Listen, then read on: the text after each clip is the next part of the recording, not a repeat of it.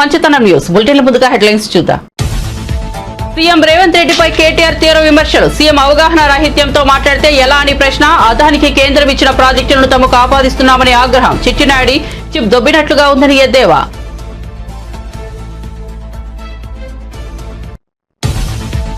Municipal శాఖపై CM Chandrababu సమీక్ష. కీలక నిర్ణయాలకు ఆమోదం. డిసెంబర్ 31 నుంచి సింగిల్ విండో విధానం అమలు చేస్తున్నట్లు చెప్పిన మంత్రి నారాయణ. భవనాలు లేఅవుట్ల అనుమతులను సులభతరం చేసినట్లు మంత్రి వెల్లడి.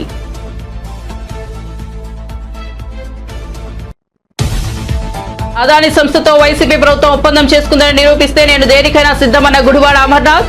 సెకీతో వైసీపీ ప్రభుత్వం ఒప్పందం చేసుకున్నదన్న అమర్నాథ్. రాష్ట్రంలో రెడ్ బుక్ రాజ్యాంగం అమలవుతుందని మండిపాటు. ప్రజలకు ప్రశ్నించే హక్కు లేకుండా చేశారని విమర్శ. బంగాళాఖాతంలో మరింత బలపడిన వాయుగుండం. రాగల 24 గంటల్లో తుఫానుగా మారే అవకాశం. దక్షిణ కోస్తాకు భారీ వర్ష సూచన.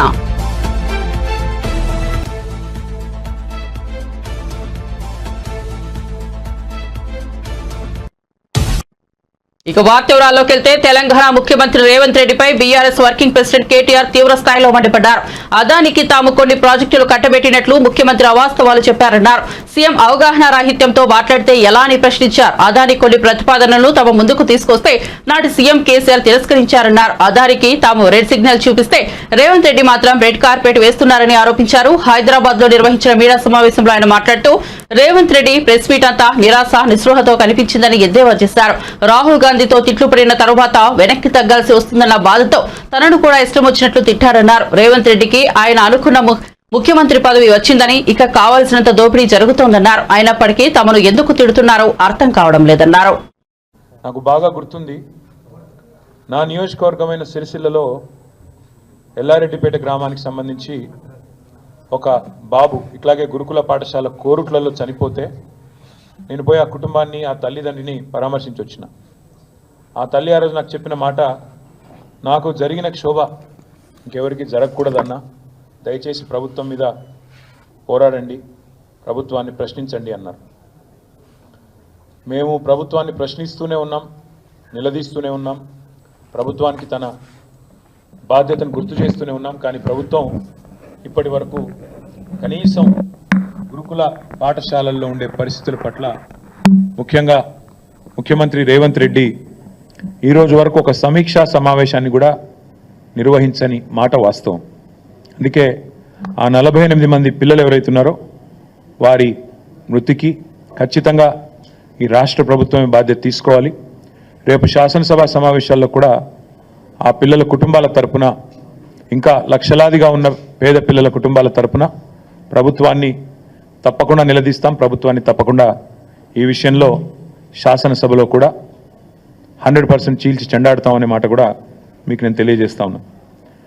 అట్లాగే పిల్లలు కూడా నిబ్బరంగా ఉండండి. దయచేసి కష్టాలు ఇబ్బందులు కొన్ని ఉండవచ్చు, కానీ ఆత్మహత్య చేసుకునే పరిస్థితి లేదా ఏమన్నా తీవ్రమైన అనారోగ్యం పాలైతే అవసరమైతే బీఆర్ఎస్ పార్టీని సంప్రదిస్తే మిమ్మల్ని ప్రైవేట్ హాస్పిటల్లో కూడా చేర్పించి మిమ్మల్ని కాపాడుకునే ప్రయత్నం మేము చేస్తాము. తప్పకుండా అట్లాంటి పరిస్థితి ఎక్కడన్నా ఉంటే తల్లిదండ్రులు కూడా భయపడవద్దని, బాధపడవద్దని, వారికి కూడా నిబ్బరంతో ఉండాలని చెప్పి కూడా ఈ సందర్భంగా వారికి విజ్ఞప్తి చేస్తూ ఉన్నాం. నిన్న రేవంత్ రెడ్డి గారు, నిజానికి నేను ఈరోజు ప్రెస్ మీట్ మాట్లాడాలని కూడా అనుకోలేదు, ఎందుకంటే నిన్ననే మహబూబాబాద్లో లగచర్ల గిరిజనులకు సంబంధించిన సంఘీభావ సభ ధర్నా ఏదైతే జరిగిందో అక్కడే చాలా విషయాలు మాట్లాడాలనుకోలేదు. కానీ నిన్న ఆయన మాటలు, ఆయన వైఖరి చూస్తూ ఉంటే, ఆయన లేవనెత్తిన కొన్ని ప్రశ్నలు, కొన్ని అనుమానాలు, దానికి ఇవాళ మీడియాలో వచ్చిన విస్తృతమైన కవరేజ్ చూసిన తర్వాత మాట్లాడక తప్పని పరిస్థితి మాకు కలుగుతూ ఉంది.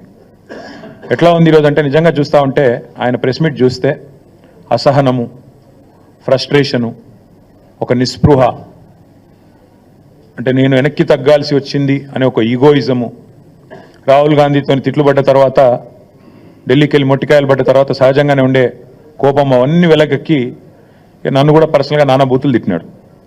నాకైతే చూస్తే ఒకటే అనిపించింది, ఇప్పుడు రేవంత్ రెడ్డి గారు 10-15 సంవత్సరాలుగా అందరికీ చెప్తా ఉండేటోడు ఎప్పటికైనా ముఖ్యమంత్రిని అవుతానని. మరి ముఖ్యమంత్రి అయిన తర్వాత కూడా ఇంత ఫ్రస్ట్రేషన్ ఎందుకు? ముఖ్యమంత్రి అయిన తర్వాత కూడా రోజు కేసీఆర్ని తిట్టుడెందుకు? ముఖ్యమంత్రి అయిన తర్వాత కూడా రోజు మా మీద ఏడుపులు ఎందుకు? కావాల్సిన పదవి వచ్చింది, కావాల్సినంత దోపిడీ జరుగుతూనే ఉంది నీకు నిరాటంకంగా. మరి అట్లాంటప్పుడు ఇంత ఫ్రస్ట్రేషన్ ఎందుకో నాకైతే అర్థం కావడం లేదు. నిన్న ఆయన వైఖరి చూస్తుంటే నాకైతే ఒకటే అనిపించింది, చిట్టినాయుడు గారికి చిప్పు దొబ్బింది అనిపించింది. ఎందుకంటే ఆయన మాటలు, ఆయన వైఖరి నిన్న అసలు ఏం మాట్లాడుతున్నారో కూడా తెలియనంత ఒక ఏదో పిచ్చి రిపోర్ట్ రిలీజ్ చేసినాడు నిన్న. ఇవన్నీ బీఆర్ఎస్ హయాంలో విడుదల చేసిన అదానికి ఇచ్చిన ప్రాజెక్టులు అంటాడు. అరే ఎంత మూర్ఖత్వం అంటే దీనికి నాకు ఏం చెప్పాలో కూడా అర్థం కావట్లేదు. ఎంత మూర్ఖత్వం అంటే ఇందులో నేషనల్ హైవే ప్రాజెక్టులు, జాతీయ రహదారుల ప్రాజెక్టులు బీఆర్ఎస్ ప్రభుత్వం ఇచ్చిందంటాడు. ఈయన మొన్నటిదాకా ఎంపీగా పనిచేసిండు. జాతీయ రహదారుల ప్రాజెక్టులు రాష్ట్ర ప్రభుత్వం ఇస్తుందండి ఎక్కడన్నా? మరి గడ్కరీ గారు ఇక్కడ పనిచేస్తుండా, అక్కడ పనిచేస్తుండా? ఈయన మొన్నటిదాకా అక్కడున్నాడా, ఇక్కడున్నాడా? అసలు ఈరోజు ఎక్కడున్నాడు? మాకే అర్థం కావట్లేదు.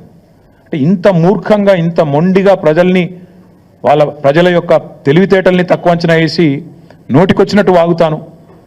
మంత్రిత్వ శాఖ జాతీయ ఉపరితల రవాణా అంటే నేషనల్ సర్ఫేస్ ట్రాన్స్పోర్ట్, గడ్కరీ గారు మంత్రి. ఆయన డిపార్ట్మెంట్ టెండర్లు పిలిచి అందులో అదానికి దేశమంతా వర్కులు వచ్చినాయి, ఈడొచ్చినాయి. అది మాకు అంటగడతానంటే ప్రజలు పిచ్చివాళ్ళు కాదు. ఇవాళ మా జర్నలిస్టు మిత్రులకు కూడా అన్నీ తెలుసు.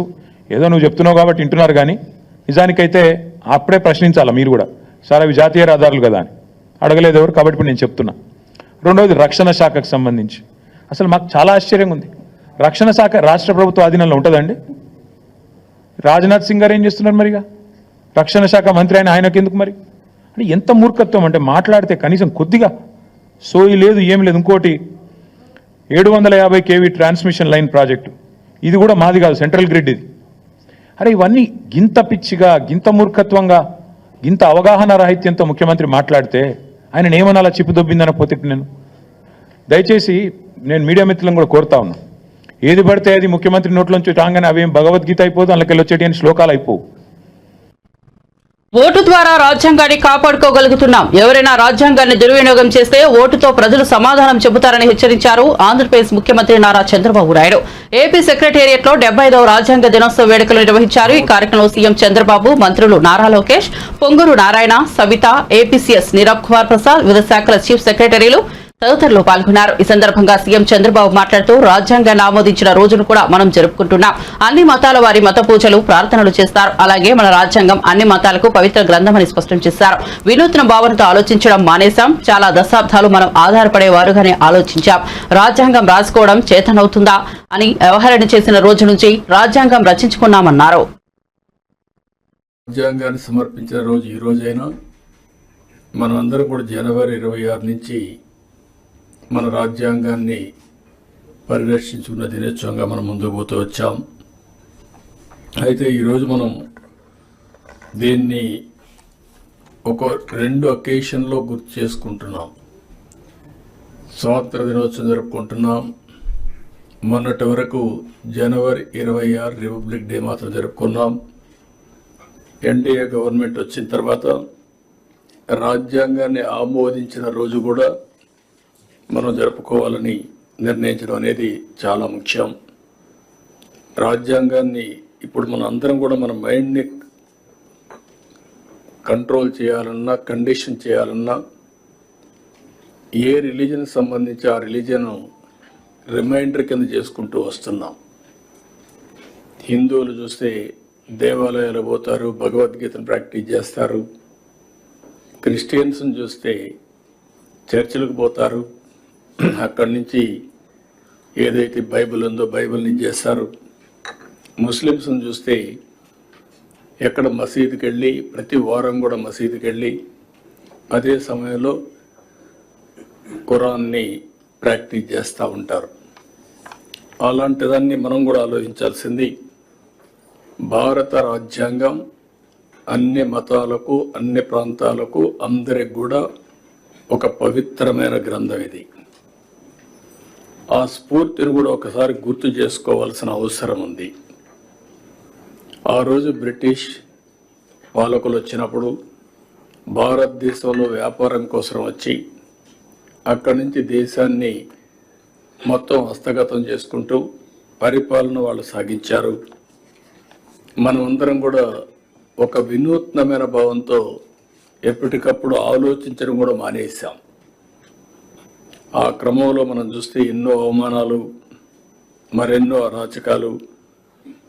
అంతకు మించి మనం ఒకసారి చూస్తే మనం ఏది చేతగాని వాళ్ళనే ఇంప్రెషన్ కూడా ప్రపంచానికి ఇచ్చే పరిస్థితి వచ్చింది. ఈ ఆలోచన విధానాన్ని కూడా మీరు ఒకసారి ఆలోచిస్తే చాలా సంవత్సరాలు, డెకేడ్స్ మనం సోలార్ విద్యుత్ కొనుగోలుకు సంబంధించి అదాని సంస్థతో వైసీపీ ప్రభుత్వం ఒప్పందం చేసుకోలేదని మాజీ మంత్రి వైసీపీ నేత గుడివాడ అమర్నాథ్ తెలిపారు. కేంద్ర ప్రభుత్వ సంస్థ సిక్కీతోనే ఒప్పందం చేసుకుందని చెప్పారు. అదాని సంస్థతో వైసీపీ ప్రభుత్వం ఒప్పందం కుదుర్చుకుందని నిరూపిస్తే తాను దేనికైనా సిద్ధమని సవాల్ విసిరారు.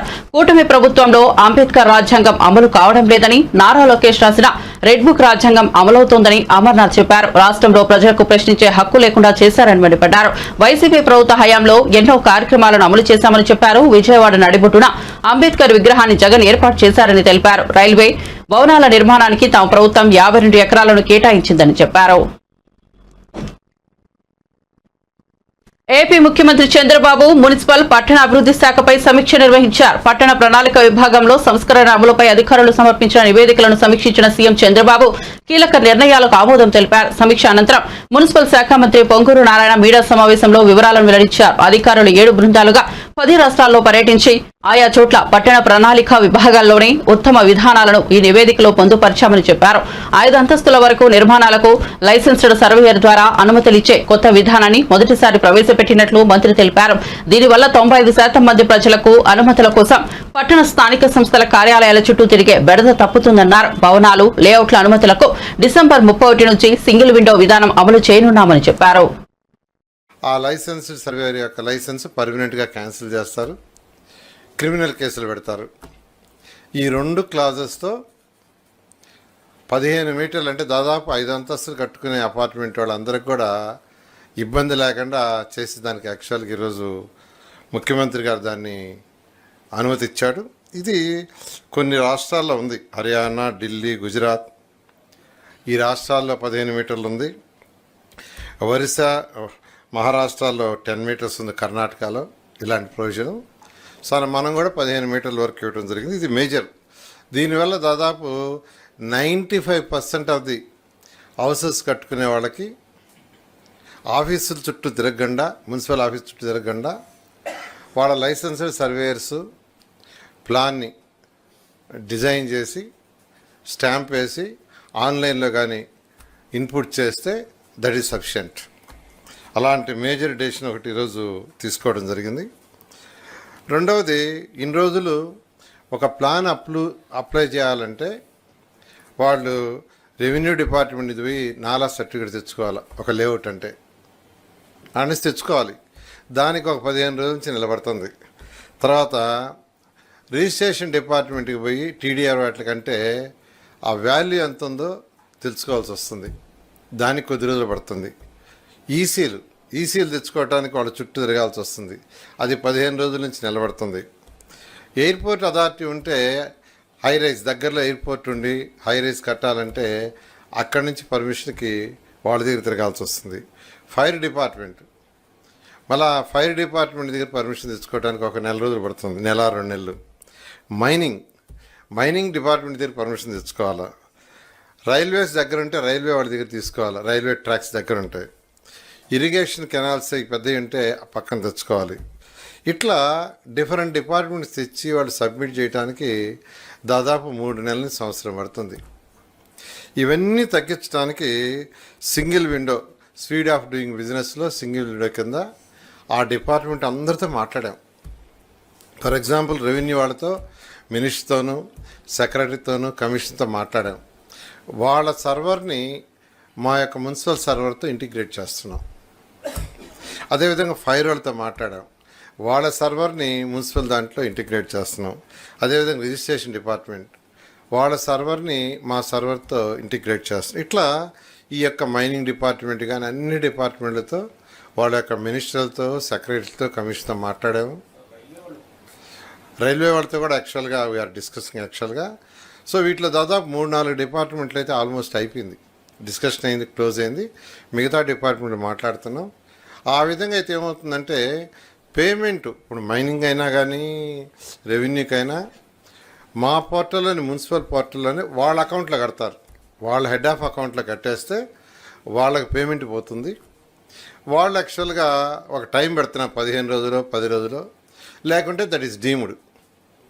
ఆ విధంగా యాక్చువల్గా సింపుల్ అంటే బిల్డింగ్ అప్రూవల్ కావాలంటే ఈ సర్టిఫికేట్లు అన్నింటి కోసం అన్ని డిపార్ట్మెంట్ జేఎన్జే జర్నలిస్ట్ హౌసింగ్ సొసైటీకి కేటాయించిన ఇండ్ల స్థలాలను రద్దు చేస్తూ సుప్రీంకోర్టు తీర్పును వెలువరించడం అత్యంత బాధాకరమని కేంద్ర హోంశాఖ సహా మంత్రి బండి సంజయ్ అన్నారు. అత్యున్నత న్యాయస్థానం వెలువరించిన తీర్పును గౌరవించాల్సిందే. అయితే జర్నలిస్టులకు ఇళ్ల స్థలాలు దక్కకపోవడానికి 10 ఏళ్ల పాటు అధికారంలో ఉన్న బీఆర్ఎస్ పార్టీతో పాటు ప్రస్తుత కాంగ్రెస్ పాలకులే ప్రధాన కారణం. 17 ఏళ్ల క్రితం పుస్తలు తాకట్టు పెట్టి అప్పు చేసి ఒక్కో జర్నలిస్ట్ 2 లక్షల చొప్పున 12 కోట్లు పోగు చేసి ప్రభుత్వానికి చెల్లించి జేఎన్జే హౌసింగ్ సొసైటీ పేరుతో స్థలాలు దక్కించుకున్నారు. నాటి నుంచి నేటి వరకు అధికారంలో ఉన్న బీఆర్ఎస్ కాంగ్రెస్ పార్టీలు రెండు ఏదో ఒక సాకు చూపుతో జర్నలిస్టులకు ఇళ్ల స్థలాలు చేతికి అందించకుండా తీవ్రమైన అన్యాయం చేశాయని పేర్కొన్నారు. తెలంగాణ మంత్రి కొండా సురేఖ మానవత్వాన్ని చాటుకున్నారు. వరంగల్ నుంచి పెద్దపల్లి వెళ్తున్న మంత్రి సుల్తానాబాద్ మార్కెట్ కూడలి వద్ద బీహార్కు చెందిన చిన్నారి రోడ్డుపై చెప్పులు లేకుండా తండ్రితో కలిసి నడుచుకుంటూ వెళ్లడం చూశారు. చిన్నారిని చూసి చలించిపోయిన మంత్రి వెంటనే తన కాన్వాయ్ని ఆపి వారితో మాట్లాడారు. వారి వివరాలు ఆరా తీశారు. అనంతరం చిన్నారికి చెప్పులతో పాటు దుస్తులు కొనిచ్చారు.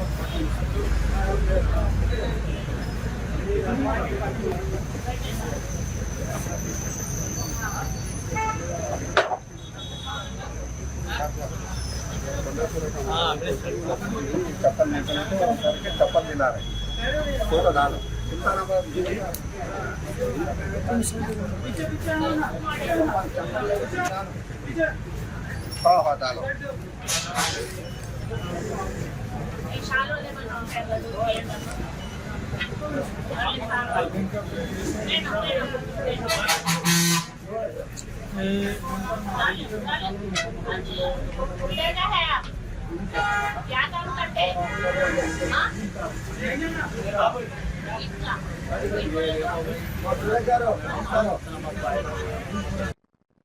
ప్రజలకు ఇచ్చిన హామీలను తమ ప్రభుత్వం నెరవేరుస్తుందని మంత్రి సీతక్క అన్నారు. రాష్ట్ర పంచాయతీరాజ్ స్త్రీ శిశు సంక్షేమ శాఖ మంత్రి సీతక్క జయశంకర్ భూపాలపల్లి జిల్లా గణపురం మండల కేంద్రంలో జరిగిన ప్రజాపాలన విజయోత్సవ సభకు హాజరై మాట్లాడారు. గత ప్రభుత్వం చేసిన అప్పులకు వడ్డీలు కడుతున్నామన్నారు. మహిళలను లక్షాధికారులను చేసేందుకు 19 రకాల వ్యాపారాలను గుర్తించినట్లు తెలిపారు.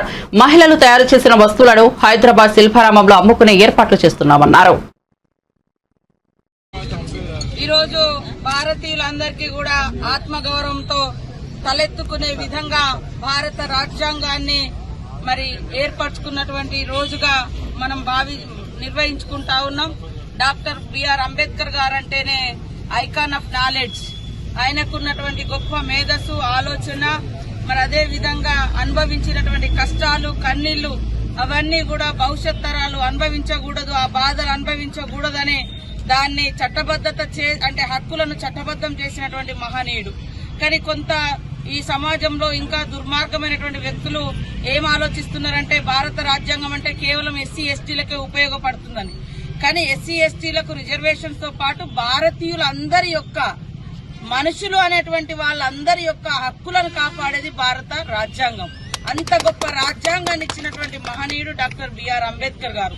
ఆనాడు ఈ యొక్క మరి రాజ్యాంగాన్ని ఆమోదించడంలో ఆనాడు పండిట్ జవహర్లాల్ నెహ్రూ గారు, సర్దార్ వల్లభాయ్ పటేల్ గారు, ఇలా ఎంతో మంది మహనీయులు మరి యొక్క రాజ్యాంగాన్ని పార్లమెంట్ లో పెట్టి ఆమోదింపజేసి ఇప్పటికే 75 సంవత్సరాలు అవుతుంది. దురదృష్టం ఏంటంటే ఈ రాజ్యాంగం మీద నెగిటివ్ అనేది పోతుంది. కానీ ప్రశ్నించే హక్కు, జీవించే హక్కు, అంటరానితనం నిర్మూలన, అదే విధంగా రైట్ టు ఎడ్యుకేషన్, ఇలాంటి అనేక హక్కులను మనం భారత రాజ్యాంగంలో పొందుపరుచుకున్నాం. అందులో మరి అందరికి సంబంధించి ఒక లౌకిక రాజ్యం, నీ మతము, నీ కులము, నీ ఆత్మగౌరవం నువ్వు కాపాడుకునేటువంటి స్వేచ్ఛ నీకుంది అని. కానీ ఈ రోజు అవన్నీ తుడిచిపెట్టాలనేటువంటి ఒక దుష్ప్రచారం జరుగుతుంది. అప్పుడు ఎస్సీ ఎస్టీలకో బీసీలకో కాదు అన్యాయం జరిగేది, మానవులు అనేటోళ్ళందరికీ అన్యాయం జరుగుతుంది. ఈ ప్రపంచంలో అతి గొప్ప రాజ్యాంగం, అతి గొప్ప ప్రజాస్వామిక వ్యవస్థ ఈ భారతదేశంలో ఉంది అంటే దానికి ప్రధాన కారణం డాక్టర్ బిఆర్ అంబేద్కర్ గారు. దానికి ప్రధాన కారణం మనం రచించుకున్నటువంటి భారత రాజ్యాంగం. ఈ రాజ్యాంగాన్ని కొనసాగించుకోవాలి, రాజ్యాంగాన్ని కాపాడుకోవాలి. రాజ్యాంగము ప్రతి పల్లె వరకు, ప్రతి ఇంటి వరకు చేరే విధంగా అది ఒక ప్రచారం కూడా జరగాలి. నీకు ప్రశ్నించే హక్కు అక్కడ ఎస్సీయా, ఎస్టీయా, బీసీయా, ఓసీ అని కాదు, మాట్లాడే హక్కు ఇచ్చింది ఈ రాజ్యాంగం. నువ్వు నోరు మూసుకో అంటే లేదు, నాకు మాట్లాడే హక్కు ఇచ్చింది రాజ్యాంగం అని మనం కొట్లాడగలుగుతున్నామంటే అది రాజ్యాంగం యొక్క గొప్ప. జాతీయ రహదారుల భూసేకరణపై ఎన్హెచ్ అధికారుల నిర్లక్ష్యంపై మంత్రి కోమటిరెడ్డి వెంకటరెడ్డి సీరియస్ అయ్యారు. రైతులకు అడ్వాన్సులు వేయకుండా భూసేకరణ ఎలా చేస్తారని అధికారులను ప్రశ్నించారు. సంవత్సరాలు గడుస్తున్నా మన్నెగూడ రోడ్డు పనులు ఎందుకు ప్రారంభించడం లేదని అడిగారు. వచ్చే వారం మన్నెగూడ పనులు ప్రారంభించండి, మనం ప్రజల కోసం, రైతుల కోసం పనిచేస్తున్నాం, కాంట్రాక్టర్ సంస్థల కోసం కాదని ఆయన తెలిపారు. పనులు చేయని కాంట్రాక్టర్లను ఫోర్క్లోజ్ చేయండి అని సూచించారు. పనులు జరుగుతున్న రోడ్ల వద్దకొచ్చి జరుగుతున్న పనుల తీరును పర్యవేక్షిస్తామని కోమటిరెడ్డి వెంకటరెడ్డి అన్నారు.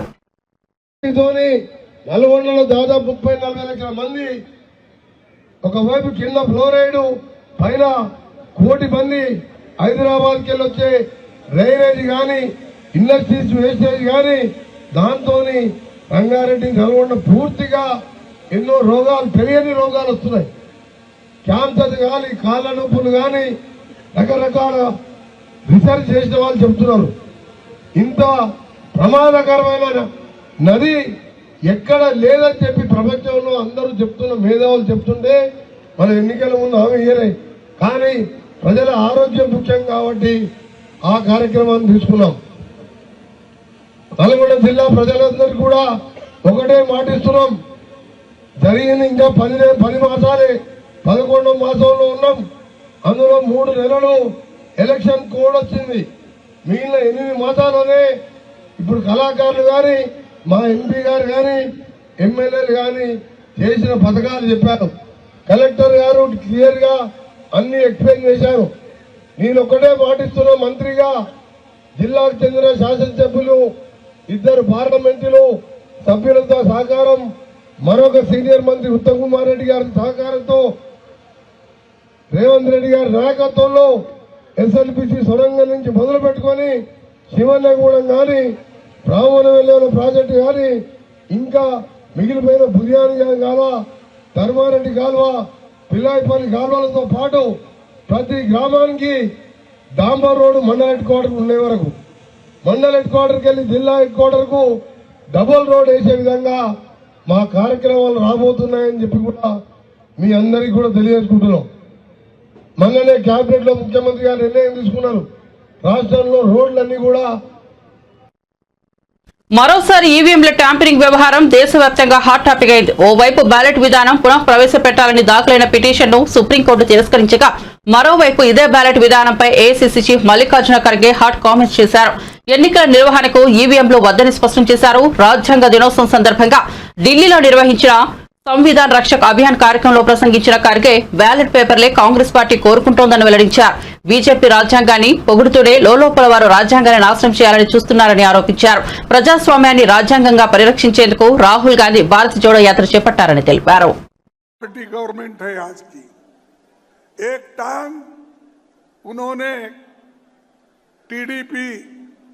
चंद्रबाबू नायडू की लगा ली है, एक टांग उन्होंने हमारे बिहार के चीफ मिनिस्टर, क्या नाम,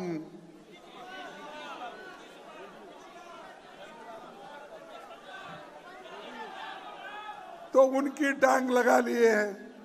ये दोनों टांग लगा लेके चल रहे हैं मोदी जी. उसमें से एक टांग कोई खींच लिया तो एक गिर जाते हैं, सरकार गिर जाती है. और मैं आप सबको बधाई देता हूं कि आप लोगों ने मिलकर डट के मुकाबला किया, इसीलिए मोदी की सरकार अपने पैर पे खड़े होके नहीं बनी. ये बहुत बड़ा देन इस देश के लोगों का है. अगर उनको 300 पार, 400 पार, ये जो कहते थे, अरे भाई 400 तो छोड़ो, आपको कुल मिले हैं 240। अगर हमारे लोग और थोड़ा धक्का लगा देते तो उन्होंने 200 के नीचे ही आते थे और आज सरकार नहीं बनती थी। लेकिन ये लोग हमको डराते हैं।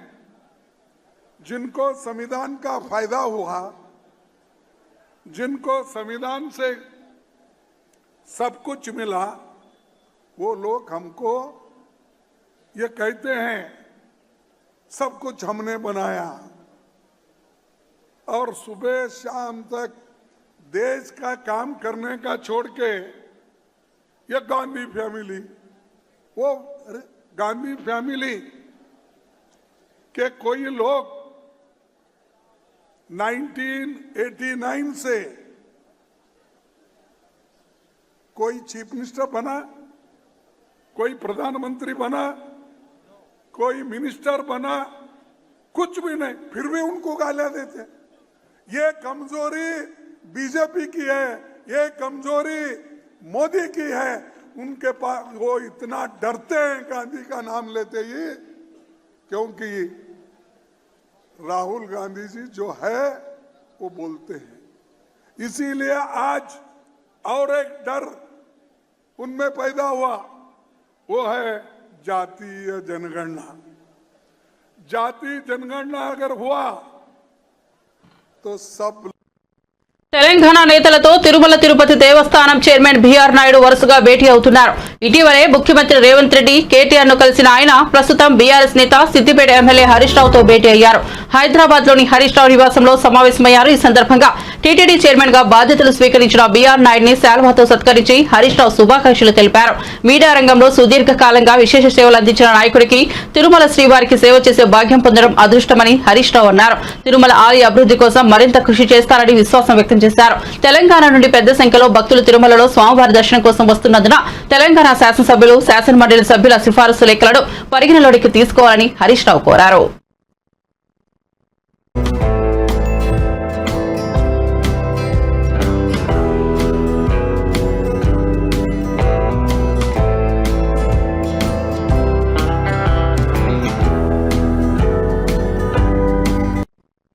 బంగాళాఖాతంలో ఏర్పడిన వాయుగుండం మరింత బలపడింది. ఇది గంటకు 12 కిలోమీటర్ల వేగంతో కదులుతూ తీవ్ర వాయుగుండంగా మారింది. ఈ తీవ్ర వాయుగుండం దిశ మార్చుకుంది. ప్రస్తుతం ఇది ఉత్తర వాయువు దిశగా కదులుతోందని, రాగల 24 గంటల్లో తుఫానుగా మారే అవకాశం ఉందని ఏపీ విపత్తుల నిర్వహణ శాఖ వెల్లడించింది. దీని ప్రభావంతో ఈ నెల 29 వరకు ఏపీ దక్షిణ కోస్తాలో అక్కడక్కడ మోస్తరు నుంచి భారీ వర్షాలు కురిసే అవకాశం ఉందని తెలిపింది. అదే సమయంలో చాలా ప్రాంతాల్లో తేలికపాటి నుంచి మోస్తరు వర్షాలు కురుస్తాయని వివరించింది. నవంబర్ 27, 28, 29 తేదీలో మత్స్యకారులు పశ్చిమ మధ్య బంగాళాఖాతంలో వేటకు వెళ్లరాదని స్పష్టం చేసింది. బులెటిన్ ముగిసే ముందు హెడ్లైన్స్ మరోసారి చూద్దాం. సీఎం రేవంత్ రెడ్డిపై కేటీఆర్ తీవ్ర విమర్శలు. సీఎం అవగాహన రాహిత్యంతో మాట్లాడితే ఎలా అని ప్రశ్న. అదానికి కేంద్రం ఇచ్చిన ప్రాజెక్టులను తమకు ఆపాదిస్తున్నారని ఆగ్రహం. చిట్టినాయుడు చిప్ దొబ్బినట్టుగా ఉందని ఎద్దేవా.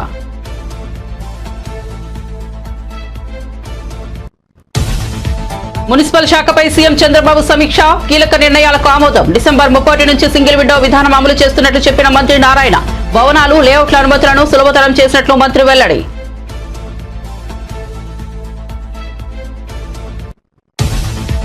అదాని సంస్థతో వైసీపీ ప్రభుత్వం ఒప్పందం చేసుకుందని నిరూపిస్తే నేను దేనికైనా సిద్ధమన్న గుడివాడ అమర్నాథ్. రెక్కీతో వైసీపీ ప్రభుత్వం ఒప్పందం చేసుకుందన్న అమర్నాథ్. రాష్ట్రంలో రెడ్ బుక్ రాజ్యాంగం అమలవుతోందని అమ్మనంటి పాటు. ప్రజలకు ప్రశ్నిస్తే హక్కు లేకుండా చేశారని విమర్శ.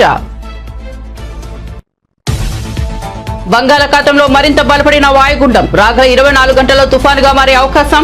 దక్షిణ కోస్తాకు భారీ వర్ష సూచన.